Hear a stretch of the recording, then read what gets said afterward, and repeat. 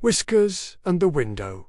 In a quiet town nestled between hills and slow rivers, there lived a little grey and white cat named Whiskers. He wasn't anyone's cat. Not officially, anyway. He had no collar, no name stitched into a tag. No one remembered where he came from. One spring, he simply appeared on Maple Street, thin as a shadow, with eyes like fog and a meow so soft it sounded like the breeze. But everyone came to know him. The postman always left a few pieces of his sandwich on the front steps of house number 14. The school children walked a little slower when they passed, hoping he would brush up against their legs or chase a falling leaf for them. And old Mr. Hulbird at the corner store always poured a saucer of milk on the back step, even though he grumbled about freeloading animals. But the person Whiskers loved most was Lily. She lived in house number 9, the yellow one with white shutters and the small rose bush by the porch.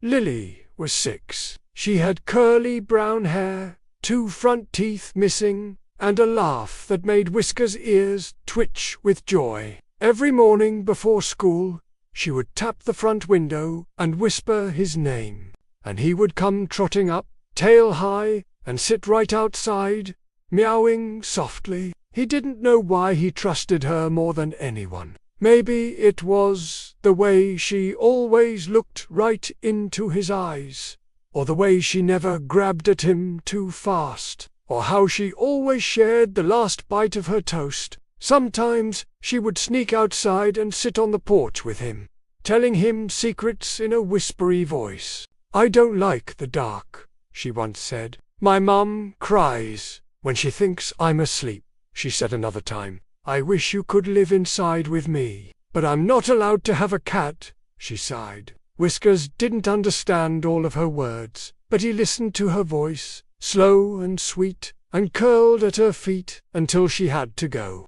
Days turned to weeks. Seasons slipped past like clouds. Whiskers grew stronger, and Lily grew taller. But every morning, without fail, he came to her window. Then, one winter morning, the window didn't open. No tapping, no toast, no Lily.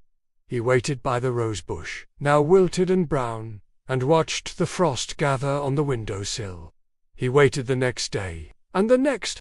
After a week, her mother came out with red eyes and placed a single pair of pink shoes by the garbage bin. Whiskers meowed at her, but she didn't hear him. She didn't even look down. He stayed. Through snow and sleet, he stayed under the porch of house number 9. He stopped chasing leaves. He stopped eating much. The town folks tried calling him, but he only looked toward the window. Spring came again. Then summer. The rosebush bloomed, but Whiskers didn't play in its shade. One day, a moving truck arrived.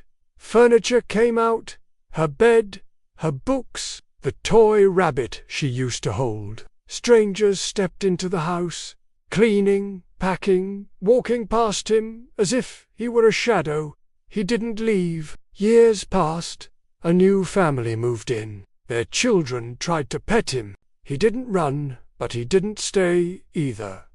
He was older now, slower, his fur was thinner, his meow was hoarse, but every morning he still sat by the same window, hoping, until one cold morning in early December, Whiskers didn't show up. They found him curled by the rosebush, facing the window, eyes closed. Still, the new family buried him under the roses. They didn't know his name, but one of the children placed a little rock over the soil and drew a heart on it with chalk. Years later, the chalk heart faded. The bush grew thick and wild, but every now and then, someone walking down Maple Street would say, "Remember the cat that used to sit at that window?" Every day, "What was his name again?" And someone else would answer, softly, "I think the little girl used to call him Whiskers."